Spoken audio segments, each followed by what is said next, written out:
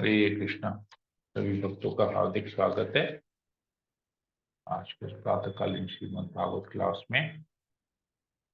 तो नारद मुनि ने बहुत सारे प्रश्न पूछे ब्रह्मा जी से सृष्टि के बारे में। ये सब हमने पढ़ा और भी कह रहे कि कृपया आप मुझे बताएं, मेरा जो भी संशय है उसे दूर करें, और कैसे ये परंपरा द्वारा इस ज्ञान को लिया जाता है। हमने इसके बारे में भी पढ़ा और ये भी जाना नारद मुनि के प्रश्नों से। हमने ये भी जाना कि ब्रह्मा जी के ऊपर भी कोई एक श्रेष्ठ पुरुष है, ब्रह्मा जी से भी श्रेष्ठ कोई पुरुष है, जिनकी कृपा से ब्रह्मा जी को ये सारा ज्ञान प्राप्त हुआ, सृष्टि करने का ज्ञान प्राप्त हुआ है, और उन्होंने उससे फिर सृष्टि की भी है।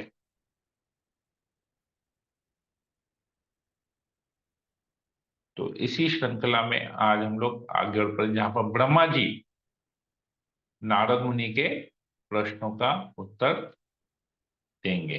तो आज हम लोग पढ़ेंगे श्लोक नंबर 9 से। ओम ज्ञानातिमिरान्धस्य ज्ञानाञ्जनशलाकया चक्षुरुन्मीलितं येन तस्मै श्रीगुरुवे नमः। नमो विष्णुपादाय कृष्णप्रेष्ठाय भूतले श्रीमते भक्तिवेदांत स्वामिनिति नामिने। नमस्ते सरस्वती देवे गौरवाणी प्रचारिणे विशेष शून्यादिने। जय श्री कृष्ण चैतन्य प्रभु नित्यानंद यद्वैत गदाधर प्रसादी गौर भक्तवृंदा। हरे कृष्णा कृष्ण कृष्ण हरे हरे, हरे राम राम हरे। श्री मंगलाचरण की जय। ओम नमो भगवते वासुदेवाय। ओम नमो भगवते वासुदेवाय।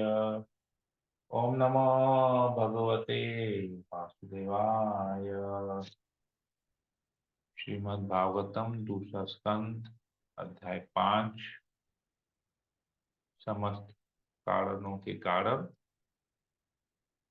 श्लोक नंबर 9। तो ब्रह्मा जी कहते हैं नारद मुनि से, हे मेरे वत्स नारद, तुमने सबों पर मुझ सहित करुणा करके ही ये सारे प्रश्न पूछे हैं, क्योंकि इनसे मैं भगवान के पराक्रम को बारीकी से देखने के लिए प्रेरित हुआ हूं। ये बहुत इंपॉर्टेंट पॉइंट है जो हमको अपने जीवन में समझना चाहिए। ये समझने की बात है, बहुत इंपॉर्टेंट। ये ब्रह्मा जी क्या कह रहे हैं नारद मुनि को, मैं दोबारा पढ़ता हूं। हे मेरे वत्स नारद, तुमने सबों पर मुझ सहित करुणा करके ही ये सारे प्रश्न पूछे हैं, क्योंकि इनसे मैं भगवान के पराक्रम को बारीकी से देखने के लिए प्रेरित हुआ हूं। इसको प्रभुपाद जी तात्पर्य में समझाते हैं। कोई पढ़ लेगा आप में से? पढ़े प्रभु जी, हम पढ़े। मैं पढ़ू आप प्रभु? पढ़ लीजिए, कोई भी एक जन पढ़ लीजिए। नारद जी, तात्पर्य। नारद जी द्वारा प्रश्न पूछे जाने पर ब्रह्मा जी ने उनको बधाई दी, क्योंकि जब भी भक्तों से भगवान के विषय में प्रश्न पूछे जाते हैं तो वे अत्यंत प्रफुल्लित हो उठते हैं। यह भगवान के शुद्ध भक्त का लक्षण है। भगवान के दिव्य कार्यकलापों से संबंधित ऐसी वार्ताओं से वह वायुमंडल शुद्ध हो जाता है जिसमें ये वार्ताएं होती हैं, और ऐसे प्रश्नों का उत्तर देते समय भक्तगण जीवंत हो उठते हैं। यह प्रश्नकर्ता तथा उत्तरदाता दोनों को ही शुद्ध कर भक्त केवल भगवान के विषय में प्रत्येक वस्तु जानकर तुष्ट नहीं होते हैं, अपितु वे इस जानकारी को अन्यों तक प्रसारित करने के लिए उत्सुक रहते हैं, क्योंकि वे यह देखना चाहते हैं कि भगवान का यश प्रत्येक व्यक्ति को ज्ञात हो। अतएव जब वह करते हैं, धर्म उपदेश कार्यों का ही होता है। हरि बोल। श्री कृष्ण।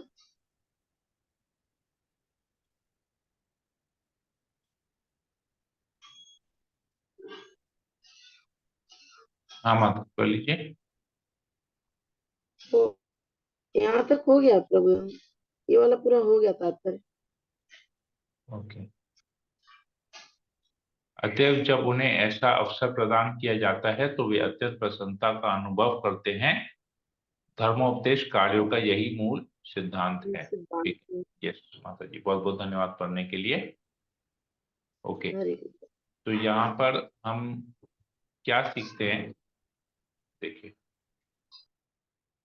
नारद मुनि जब प्रश्न पूछते हैं तो ब्रह्मा जी उन्हें बधाई देते हैं। क्यों? क्योंकि जब भी भक्त से भगवान के विषय में प्रश्न पूछा जाता है वो अत्यंत प्रफुल्लित हो उठता है।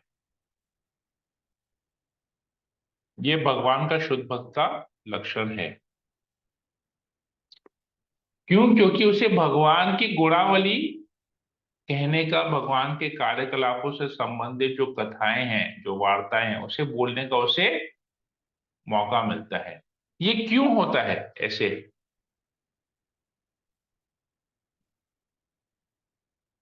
हम लोगों को हो सकता है ऐसा फील नहीं हो कि यार भगवान की कथा बोलने में क्या आनंद मिलता होगा। क्यों? क्योंकि हम भक्त नहीं हैं, अभी हम साधक हैं, तो हमको वैसा टेस्ट नहीं है। इसलिए हम जब भी लोगों से मिलते हैं तो हम भगवान की कथा नहीं करते, हम इधर उधर की चर्चा करते हैं। ये फैक्ट है, प्रैक्टिकल है। अब इधर उधर की चर्चा के अंदर में देखिए, अभी हम लोग थोड़ा सा भौतिक दृष्टि से इसको सोचते हैं, नहीं अपने बुद्धि अनुसार जो भी हमारी क्षमता है। आज मान लीजिए हमारी संतानें हैं, हमारी संतान में से कोई ना, हमारा कोई भी एक पुत्र या पुत्री किसी अच्छे पदवी पे, कहीं किसी अच्छी कंपनी में जॉब कर रहा है, या कोई बहुत एक अच्छा कार्य कर रहा है जिसमें वो धन कमा रहा है। उसने उसने कोई बिजनेस स्टार्टअप किया है या कोई बड़ी कंपनी में उसको जॉब मिल गया है।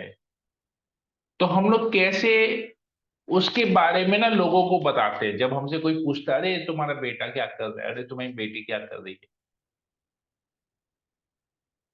तो हम लोग उसके बारे में, अपने संतान के बारे में जब बताते हैं ना, हम बहुत प्रफुल्लित होते हैं, इंजॉय करते हैं, आनंद आता है, हमको खुशी मिलती है उनके बारे में बोलना। तो क्या बोलते हैं? उनकी वार्ताओं के बारे में, उनकी क्रियाओं के बारे में। वो इस कंपनी में है, यहाँ रहता है, यहाँ रहता है, ऐसा काम करता है, इस पोस्ट पे है। होता है कि नहीं होता है हमारे साथ ऐसा? होता है ऐसा? या आपने? बिल्कुल होता है प्रभु जी। हाँ। तो क्यों यस होता प्रभु। है ये? Because we love them. हम लोग उनसे प्रेम करते हैं, इसीलिए हम लोग जब उनके बारे में बोलते हैं लोगों को, तो हम बहुत प्रफुल्लित हो उठते हैं। और फिर जब लोग उसको सुनते हैं तो वो भी खुश होते हैं, हमको बधाई देते हैं, और हम और भी खुश होते हैं। राइट? ये कन्वर्सेशन ने देखा है जनरली ये होता है, और सबके साथ ऐसा होता है, मतलब इसमें तो कोई छूटा हुआ नहीं है, हर किसी के साथ ऐसा हुआ है। तो यही प्रेम जो एक पेरेंट का अपने पुत्र संतान के प्रति, माँ बाप का अपने संतान के प्रति जो ये प्रेम है, जिसके वजह से वो लोग अपने संतानों की जो भी उन्होंने अचीव किया, अचीवमेंट्स को हम लोग इतने प्रफुल्लित होके सुनाते हैं, इतनी खुश होके सुनाते हैं। तो यही अचीवमेंट, भगवान का जो अचीवमेंट है, तो भक्त सुनाता है। भक्त भगवान के गुणावली को, भगवान का कोई अचीवमेंट नहीं, भगवान को तो सब कुछ आता है करना, फिर भी वो भगवान के कार्यकलापों को सुना के प्रफुल्लित होता है। अब इसमें एक मेजर डिफरेंस क्या है? ये तो सिमिलैरिटी हो गया, प्रफुल्लित का एक एग्जाम्पल हम लोग पर्सनल एक्सपीरियंस कर चुके हैं, तो इसीलिए इस बात को खाली क्लियर करने के लिए एग्जाम्पल मैंने यूज किया है। दूसरा यहाँ पर एक डिफरेंस आता है, एक कि जब हम भौतिक लोगों के बारे में, उनके अचीवमेंट्स के बारे में सुनाते हैं, प्रफुल्लित होते हैं, परंतु वो एनवायरनमेंट शुद्ध नहीं होता है। उसमें से ना किसी के मन में या हृदय में एक ईर्ष्या भाव आती है, एनवियसनेस आता है, यार इसका बेटा ऐसा कर रहा है, कौन सा वो वहां पराक्रम कर लिया, कौन सा 30 मार काम कर लिया, वो हमारा बेटा तो इससे आगे है या हमारी बेटी तो इससे आगे है, अरे हम ही नहीं तो गाइड किया था, देखो अभी हम ही को नहीं बता रहे हैं। तो एक थोड़ा सा ना एक ईर्ष्यापन भी होता है, मन में एक आता है, थोड़ा सा एक नेगेटिव फीलिंग आता है। लेकिन जब यही चीज जब भगवान की कार्यकलापों के बारे में चर्चा होती है तो पूरा एनवायरनमेंट शुद्ध हो जाता है। यहां तक कि किसी के हृदय में अगर कोई ईर्ष्या होगी तो ईर्ष्या भी खत्म हो जाएगी। ये भगवान के कार्यकलापों में इतना पावर है। ये इसलिए यहाँ कहा था ये वायुमंडल को शुद्ध कर देता है, वायुमंडल शुद्ध हो जाता है। और जैसे जब क्वेश्चन आंसर सेशन होता है, जब भगवान की कथाओं के एंड में क्वेश्चन आंसर सेशन होता है, ये सबका एक्सपीरियंस है। यहाँ पर सब लोगों ने इसको अनुभव किया है कि हम ना क्वेश्चन आंसर सेशन को और ध्यान से सुनते हैं, कथा से ज्यादा ध्यान से को हम कथा से ज्यादा ध्यान हम क्वेश्चन आंसर सेशन में देते हैं। हमें एक एनर्जी सा आ जाता है क्वेश्चन आंसर सेशन सुनने के बाद। कोई भक्त प्रश्न करता है फिर उसका उत्तर सुनने को आता है। तो ये चीज यहाँ पर बताइए, सबने एक्सपीरियंस किया होगा यहाँ पर। तो यही चीज प्रभुपाद जी यहाँ समझा, और यही चीज ब्रह्मा जी बता रहे हैं, नारद मुनि थैंक यू, तुमने मुझ पर भी कृपा की है, मुझ पर करुणा की है, क्योंकि तुम मुझसे भगवान की कथा, भगवान के पराक्रम को बारे में पूछ रहे हो, तो मैं अभी तुमको सारा डिटेल में बताऊंगा, इससे मेरा भी शुद्धिकरण होगा। क्योंकि बोलने वाले का भी शुद्धिकरण होता है, सुनने वाले का भी शुद्धिकरण होता है। ये चीज ब्रह्मा जी यहाँ पर बता रहे हैं। अगला श्लोक 10 नंबर। तुमने मेरे विषय में जो कुछ कहा है वह असत्य नहीं है, क्योंकि जब तक कोई उन भगवान के विषय में अवगत नहीं हो लेता जो मुझसे परे परम सत्य रूप है, तब तक वह मेरे सशक्त कार्यकलापों से निश्चित रूप से मोहित होता रहेगा। तो कहते हैं कि तुमने इतना सब कुछ मेरे बारे में बताया कि मैं सृष्टि करता हूं, ऐसा करता हूं, मुझे पावर है, ये है वो है, सब कुछ सही है, लेकिन तुमको मेरे से जो श्रेष्ठ है उसके बारे में भी जानना पड़ेगा। अगर तुम ये नहीं जानोगे तो तुम मोहित रहोगे कि भगवान है, कोई तो है जो इसको कंट्रोल कर रहा है, वो कौन है उसके बारे में तुमको जानना है। तो मैं भगवान के बारे में तुमको अवगत करा रहा हूं, मैं तुमको ज्ञान दे रहा हूं कि भगवान कौन है, ये सब कैसे हो रहा है, ये सब मैं क्यों कर रहा हूँ, क्या मुझे इंस्ट्रक्शन मिल रहा है, कौन मुझे ये इंस्ट्रक्शन दे रहा है कि ये ऐसा करो, किसने मुझे इतनी शक्ति प्रदान की है, उसके बारे में तो तुमको जानना ही पड़ेगा, नहीं तो तुम मोहित रहोगे। तो यही हम देखते हैं पूरे विश्व में ना, सब लोग मोहित हैं। उनको लगता है ये सृष्टि अपने आप चल रहा है, ऑटोमेटिक चल रहा है, क्योंकि भगवान के बारे में नहीं जानते हैं। तो ब्रह्मा जी इसको यहाँ कंफर्म कर रहे हैं, अगर तुम भगवान के बारे में नहीं जानोगे तो तुम मोहित होते रहोगे, you will be in illusion, तुम मोहित होते रहोगे, तुम सत्य को नहीं जान पाओगे। जब तक सत्य को नहीं जान पाओगे तब तक तुम माया के प्रभाव में रहोगे। इसका बहुत एक सुंदर उदाहरण प्रभुपाद जी तात्पर्य में देते हैं। मंडूक, कूप मंडूक मतलब एक वेल में, एक कुएं में, कूप मतलब कुआं, मंडूक मतलब एक फ्रॉग, मेढक। तो इसको कोई पढ़ लेगा तात्पर्य को? हम पढ़ू प्रभु, हम पढ़ू प्रभु, पढ़ू प्रभु जी। हाँ, कौन कौन पढ़ेगा? ठीक है, इसमें 2-3 पैराग्राफ। इंद्राजन माता जी आप फर्स्ट पैराग्राफ पढ़ लीजिए। जी प्रभु जी। कूप मंडूक यह बताता है कि कुएं की चार दीवारी तथा वातावरण के भीतर रहने वाला मेंढक मंडूक विशाल सागर की लंबाई चौड़ाई का अनुमान नहीं लगा सकता। ऐसे मेंढक को यदि विशाल सागर की लंबाई चौड़ाई बताई जाए तो पहले वह विश्वास नहीं करेगा कि ऐसा समुद्र हो सकता है, और यदि कोई उसे आश्वस्त कर दे कि समुद्र सचमुच ऐसा ही होता है, तो वह मेंढक अपने पेट को फुलाकर कल्पना से उसे मारने का प्रयास करता है, जिससे उसका छोटा सा पेट फट जाता है और वह बेचारा वास्तविक समुद्र का अनुभव किए बिना मर जाता है। इसी प्रकार भौतिक विज्ञानी भी भगवान की अचिंत्य शक्ति को अपने मेंढक सरीखे मस्तिष्क से अपनी तथा अपनी वैज्ञानिक उपलब्धियों के द्वारा मापकर चुनौती देना चाहता है, किंतु अंत में विफल होकर मौत मरते हैं। बहुत थैंक यू माता जी। ओके, और किसी को पढ़ना है? प्रभु हम पढ़े। हाँ मीना गुप्ता माता जी पढ़ ली।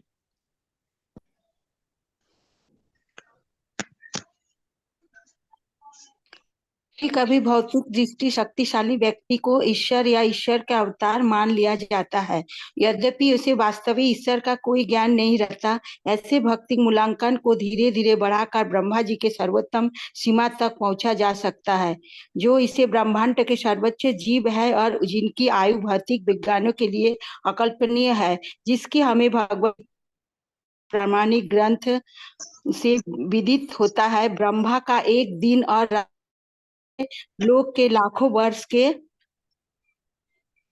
तुल्य होते हैं। इस दीर्घ आर कूप मंडूक भले ही विश्वास न करे, किंतु जब व्यक्तियों को भगवत गीता में वर्णित सत्य की अनुभूति है, वो ऐसे महापुरुष के अस्तित्व को स्वीकार करते हैं जो पूर्ण ब्रह्मांड की विधिवत का सृजन करता है। शास्त्र से ये प्रकट होता है कि इस ब्रह्मांड के ब्रह्मा जी इस ब्रह्मांड से परे उनके अन्य ब्रह्मांडों के ब्रह्माओं से अपेक्षा है, लेकिन उसमें इनमें से कोई भी भगवान के समक्ष नहीं होते हैं। हरे कृष्ण। बहुत बहुत धन्यवाद। ओके, तो यहाँ पर अच्छा एक तीसरा पार्ट हमने हाईलाइट किया है, ये बहुत इंपॉर्टेंट है, इसको भी कोई पढ़ लेगा और कोई पढ़ना चाहेगा? हरे कृष्ण प्रभु जी, मैं पढ़ दूं? यस, सोनल माता जी पढ़ लीजिए। परमेश्वर सदैव सर्वश्रेष्ठ रहता है, और जैसा कि हमने अपने तात्पर्यों में कई बार प्रतिपादित किया है, कोई भी जीव, यहाँ तक कि ब्रह्मा भी स्वयं स्वयं के भगवान होने का दावा नहीं कर सकता। जब लोग किसी महापुरुष की मृत्यु के बाद वीर पूजा के रूप में उसको ईश्वर की भांति पूजने लगे, तो इससे किसी को दिग्भ्रमित नहीं होना चाहिए। अयोध्या के राजा रामचंद्र जी जैसे अनेक राजा हुए हैं, किंतु शास्त्रों में कहीं भी ऐसे राजाओं का उल्लेख ईश्वर के रूप में नहीं हुआ है। भगवान राम होने के लिए आवश्यक योग्यता एक अच्छा राजा होना नहीं, अपितु भगवान होने के लिए कृष्ण जैसा महान पुरुष होना आवश्यक है। यदि हम कुरुक्षेत्र युद्ध में भाग लेने वाले पात्रों के बारे में अध्ययन करें, तो हम देखेंगे कि महाराज युधिष्ठिर भगवान रामचंद्र से कम पवित्र राजा न थे, और पात्रों अध्ययन से महाराज युधिष्ठिर कृष्ण से अच्छे नैतिकतावादी थे। भगवान कृष्ण ने महाराज युधिष्ठिर से झूठ बोलने के लिए कहा, किंतु महाराज युधिष्ठिर ने इसका प्रतिरोध किया। लेकिन इसका अर्थ यह नहीं है कि महाराज युधिष्ठिर भगवान रामचंद्र या भगवान कृष्ण के तुल्य थे। महापुरुषों ने महाराज युधिष्ठिर को पुण्यात्मा कहा है, किंतु उन्होंने राम या कृष्ण को भगवान के रूप में स्वीकार किया है। अतः भगवान सभी परिस्थितियों में भिन्न सत्ता होते हैं, और उसके विषय में कोई अवतारवाद नहीं होता। भगवान सदैव भगवान रहते हैं, और सामान्य प्राणी कभी भी उनकी समता नहीं कर सकता। हरे कृष्ण। हरे कृष्ण। थैंक यू माता जी पढ़ने के लिए। ओके, अब इसको हम लोग समझते हैं, एक एक पॉइंट को समझते हैं। एक कूप मंडप मतलब मेढक का, कुएं में रहे हुए मेढक का एग्जाम्पल क्लियर है सबको ना? मैं एक बार समझाऊं। एक्चुअली एक फटाफट एक स्टोरी के प्रभुपाद जी स्टोरी बताते हैं। एक कुएं में एक मेंढक रहता है, तो बाहर से एक आके बोलता है कि ना तुम तो एक छोटे, उसके लिए वो कुआं ही पूरा उसका जीवन है, कुएं के बाहर वो कभी गया नहीं है, तो उसे लगता है ये कुआं ही सब कुछ है, इसके बाहर कुछ एग्जिस्ट ही नहीं करता है। लेकिन जब उसको आके बोलता है कि बाहर तो एक, तुम कहाँ एक छोटे से कुएं में रहे हुए हो, बाहर तो एक विशाल महासागर है जिसका कोई माप नहीं है, तो लंबाई चौड़ाई तुम माप नहीं सकोगे। तो बोलता नहीं ऐसा थोड़ी ना, बोले अरे हाँ ऐसा है। तो कितना बड़ा, बोलते इतना बड़ा है। तो मेंढक क्या करता है, अपने आप को फुलाता है, क्या इतना बड़ा है? बोलते नहीं नहीं इससे भी बड़ा, और अपने आप को फुलाता है, इससे भी बड़ा, इससे भी करते, फुलाते फुलाते उसका शरीर फट जाता है। तो हम लोग भौतिक जगत के जो लोग हैं, वो लोग भगवान को नहीं देख पाते, क्योंकि वो लोग इतने भ्रमित हैं इस प्रकार माया में कि वो लोग एक्चुअली भगवान को देखना ही नहीं चाहते।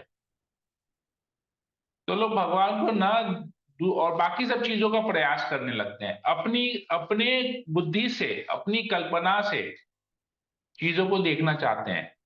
लेकिन संभव नहीं है, क्योंकि यहाँ पर क्या है, जब तक भगवान की कृपा नहीं होगी, जैसे हमने ब्रह्मा जी के उदाहरण से पढ़ा कि जब भगवान की कृपा हुई तो ब्रह्मा जी सृष्टि कर पाए। तो ब्रह्मा जी इसको एक्सेप्ट करते हैं कि हाँ भगवान, तभी वो भगवान का दर्शन भी कर पा रहे, भगवान के बारे में बता पा रहे हैं। इसी प्रकार वो मेंढक अगर स्वीकार करता और इसके साथ जाता बाहर और जाके देखता तो उसको विश्वास होता। तो हम लोग क्या करते हैं, हम लोग ना शास्त्र के ऊपर विश्वास नहीं रखते, गुरु के ऊपर विश्वास नहीं रखते, भगवान के ऊपर विश्वास नहीं रखते, संशय रहता है हमको।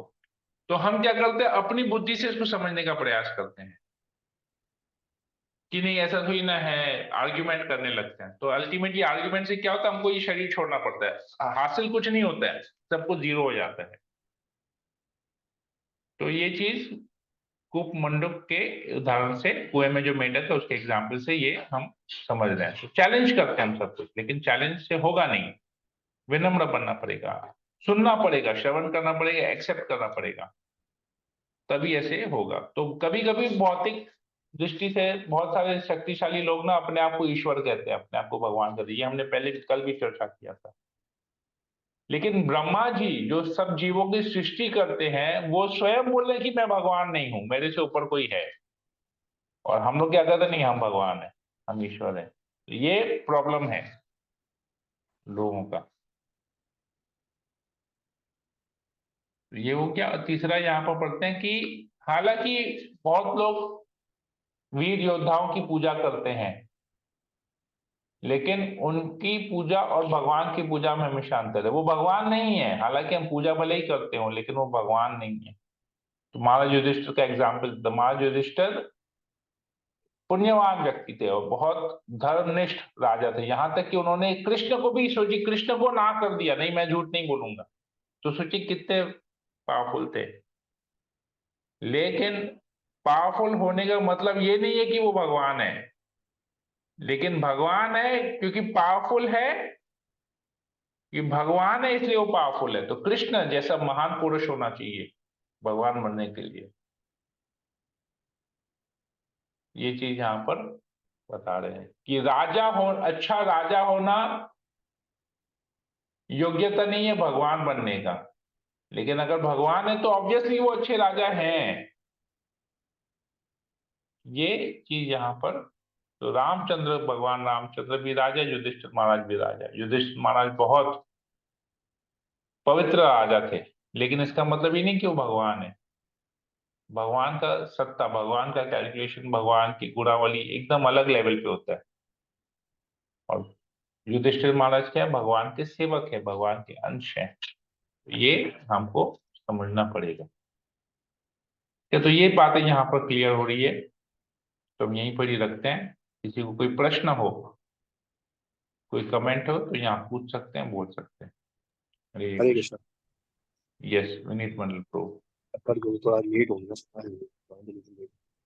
So my question is, out here that we are hearing that Brahma ji is clearing a doubt of Narad Muni, that he is not the supreme lord, and Narad Muni questioned it for the welfare of.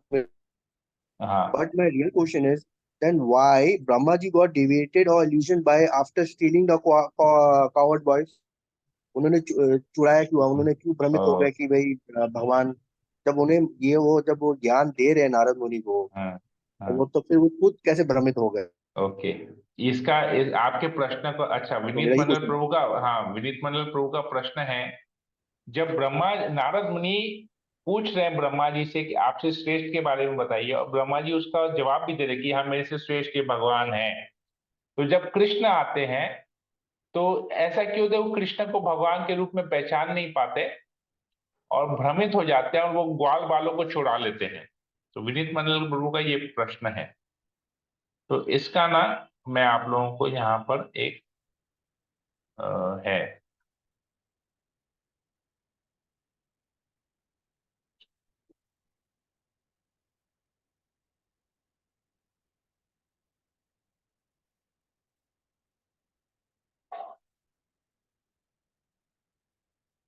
हरे कृष्ण प्रभु, एक और सवाल था प्रभु इसी से जुड़ा हाँ, हुआ। प्रभु जी ये, जैसे मैंने पढ़ा था कि कल एक ब्रह्मा नहीं, कोई दो सिर वाले होते, कोई तीन सिर वाले हाँ, होते, हाँ, फिर हाँ, तो हाँ, ये जो ब्रह्मा जो नारद मुनि को ज्ञान दे रहे थे वो कौन ब्रह्मा थे? वो वो कुछ। हमारे ब्रह्मांड के ब्रह्मा, चार मुख वाले। जैसे देखिए यहाँ पर है, हमने अभी इसको पढ़ा था, इधर अच्छा। देखिए, अ, ये देखिए,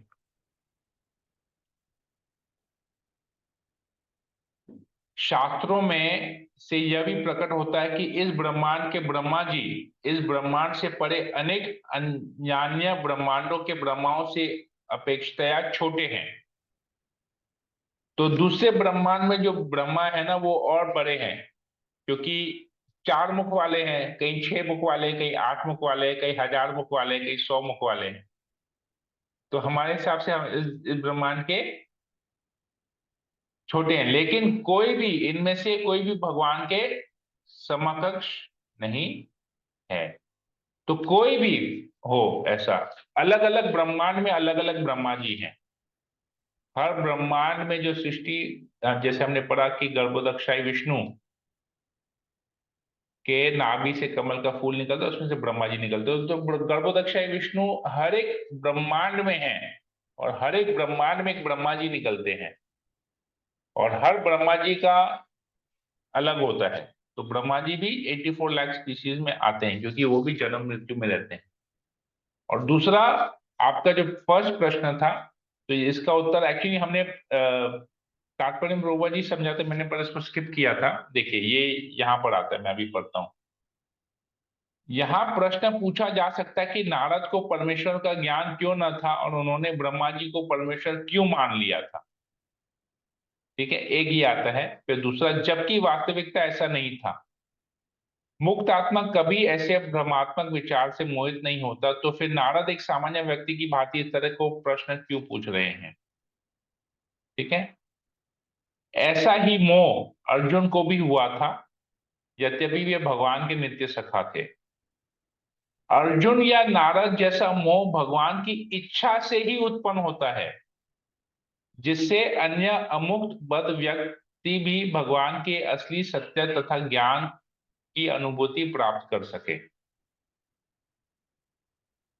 नारद के मन में ब्रह्मा जी के सर्वशक्तिमान होने का जो संदेह उठा, वह कूप मुंडकों के लिए अच्छा पाठ है कि भगवान की गलत पहचान करके मोहित न हो जाएं। यहां तक कि ब्रह्मा जी जैसा पुरुष से तुलना करके उनकी तो कोई बात ही नहीं, जो शूद्र मानव अपने को ईश्वर या ईश्वर अवतार कहते हैं। तो ये भगवान की इच्छा से होता है। इवन ब्रह्मा जी ने जो भी किया था, तो वो भी भगवान की इच्छा थी, कि भगवान को लीला करनी थी। तो भगवान जब लीला करते हैं, तो उन लीलाओं को आनंद आस्वादन करने के लिए,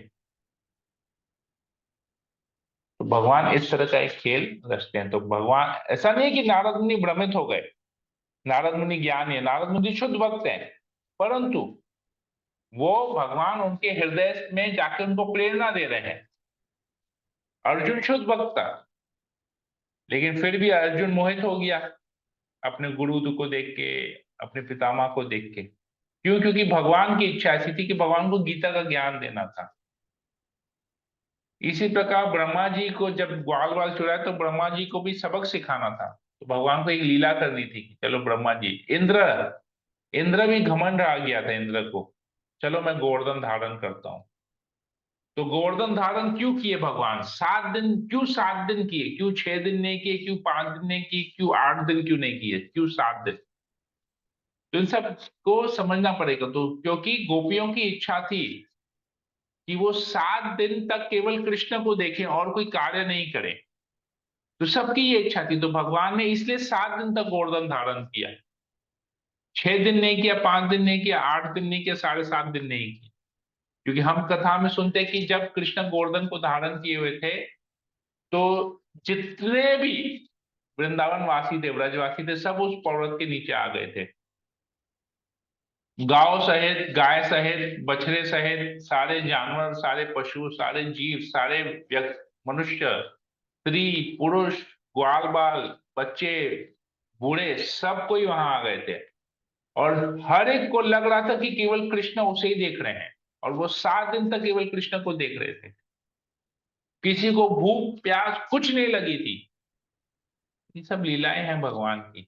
हमको ये सब, तो ये सब के पीछे भगवान की प्रेरणा है। ये अध्याय का नाम ही है समस्त कारणों के कारण। तो समस्त कारणों के कारण भगवान ही हैं, ये हमको हमेशा समझना पड़ेगा। तो भगवान ऐसी लीलाएं करते हैं ताकि हम जैसे बद्ध जीव उनके प्रति आकर्षित हों और भक्ति करें। ठीक है, right Vineet Mandal Prabhu? I hope I have answered your question. Thank you. हरे कृष्ण। और किसी को कुछ पूछना है,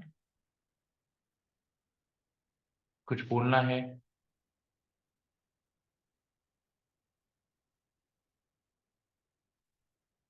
आई थिंक टॉपिक और इंटरेस्टिंग हो रहा है। 17 जने 18 जने अभी ज्वाइन कर रहे हैं।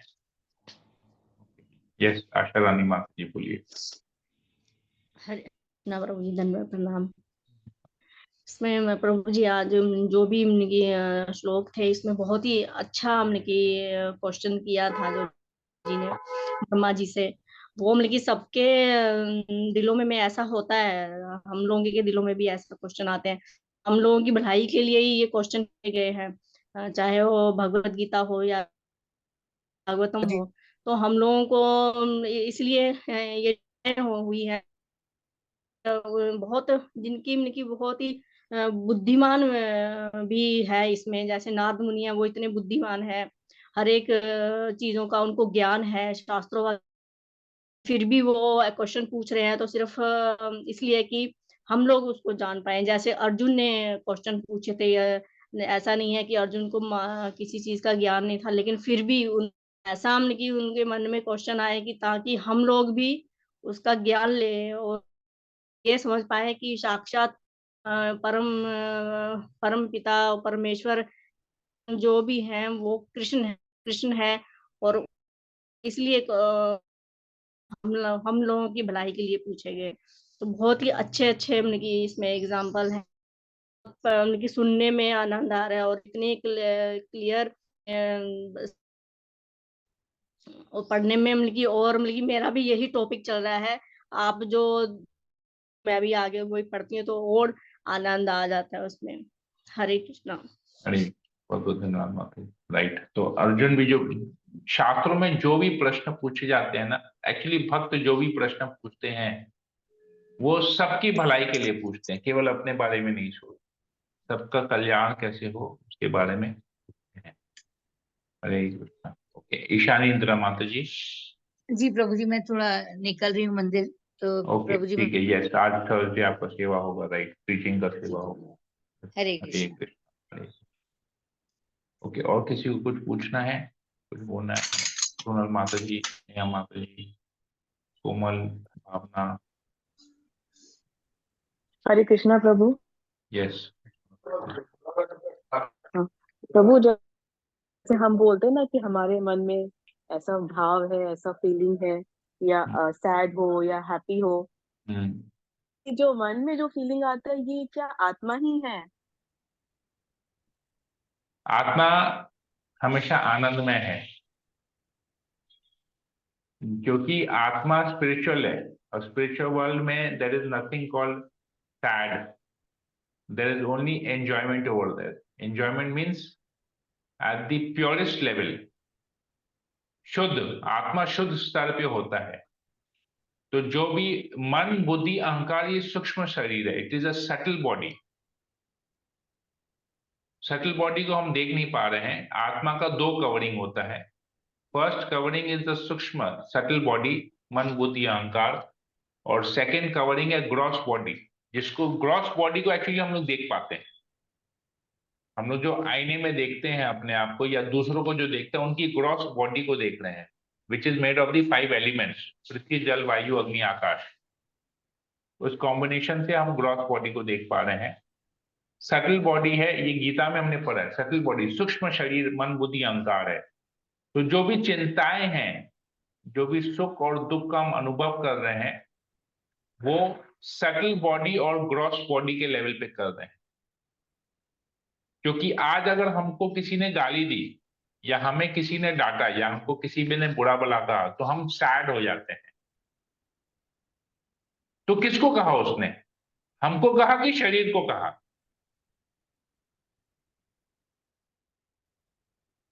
शरीर को कहा। तब हो गया, क्लियर हो गया। तो शरीर जी के, प्रभु। हम अपने आप को शरीर मानते हैं, इसीलिए हम दूसरों की कही हुई बातों के ऊपर में हैप्पीनेस, सैडनेस एक्सपीरियंस करते हैं, सुख दुख एक्सपीरियंस करते हैं। परंतु इसी तो कहते हैं असली हम बद्ध जीव हैं, क्योंकि हम इंद्रियों के द्वारा, शरीर के द्वारा बद्ध हैं। मुक्त आत्माएं हैं जो शरीर में रहते हुए शरीर के लेवल से ऊपर है, वो अपने आप को शरीर मानते ही नहीं है, तो उनको शरीर की पीड़ा से कुछ फर्क नहीं पड़ता है। वो कृष्ण के नाम का हमेशा, उसमें ही कृष्ण के नाम में आनंद ढूंढते हैं, और उधर ही उन आनंद में ही रहते हैं वो। ये बात भगवान गीता में भी कंफर्म करते हैं कि मेरे भक्त मेरे गुणों के बारे में, मेरी लीलाओं के बारे में चर्चा करके हमेशा आनंद में रहते हैं। दिस कृष्ण कंफर्म्स इन भगवत गीता। तो हमको कहाँ आनंद ढूंढना चाहिए? एक्चुअली हमको यही नहीं पता अब तक कि हमको कहाँ आनंद ढूंढना चाहिए, इसलिए हम सुख और दुख के चक्कर में फंसे हुए हैं।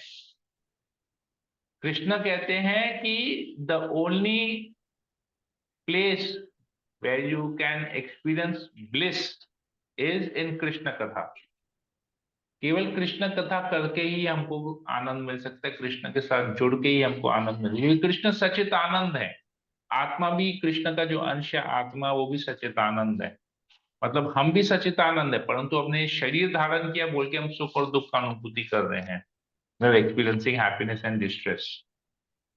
लेकिन अगर हम लोग अपने आप को स्टेज पे लेके जाएं, खाली कृष्ण के साथ जुड़े रहें। कोई कोई यहाँ पर ऐसा बोल सकता है, प्रभु जी कृष्ण कथा सुनते हैं ना, हमको बहुत दुख होता है, हमको टेंशन हो जाता है। कोई ऐसा है क्या? कृष्ण कथा सुन के क्या होता है? हम टेंशन फ्री हो जाते हैं, आनंद में आते हैं, सुख की अनुभूति करते हैं, दुख की नहीं। कोई है क्या ऐसा? Why? Because Krishna himself is full of bliss, transcendental bliss. Krishna सचित आनंद है, तो कृष्ण की कथा भी जब हम सुनते हैं तो हमको आनंद की अनुभूति होती है। सुख और दुख शरीर के लेवल पे होता है, चाहे वो सटल बॉडी हो, चाहे ग्रॉस बॉडी हो, चाहे सूक्ष्म शरीर हो, चाहे स्थूल शरीर। ठीक है, वहां पे सुनने लगा। I hope I was able to answer your question. जी प्रभु, क्लियर हो गया। Okay, thank you. Hare Krishna. और किसी को कुछ पूछना है? हरे कृष्णा प्रभु जी। भगवत गीता में भी अर्जुन ने जब कृष्ण जी बोला था, उन्होंने अपने लिए नहीं बोला था, वो भी हम लोगों के लिए बोला था, और ऐसे लोगों के लिए बोला था जिन्होंने जिनको, जो लोग बोलते हैं कि कृष्ण है ही नहीं है, उनका कोई स्वरूप नहीं इस पृथ्वी पर, जो लोग अपने आप को भगवान मानते हैं, लेकिन जो लोगों को कि भ्रम में डालते हैं, ऐसे लिए भी ये क्वेश्चन उन्होंने पूछा था कि ताकि लोगों को पता चले कि सिर्फ एक परमपिता परमेश्वर ही है जो विराट रूप धारण कर सकते हैं, इसके अलावा और कोई नहीं। तो ये हम लोगों की भलाई के लिए दिखाया गया था। Right right right right. Hare Krishna, सही है। ठीक है, और किसी को कोई प्रश्न नहीं है तो मैं अपने सेशन को यहीं एंड करता हूँ। हरे कृष्णा कृष्ण कृष्ण हरे हरे, हरे राम हरे राम राम राम हरे वंशा कल्पतरुभ्यश्च कृपा सिन्धुभ्यैव च पतितानां पावनानां भक्तवृंद की जय, पाद की जय, ग्रंथ का श्रीमद् भागवत की जय। हरे कृष्ण।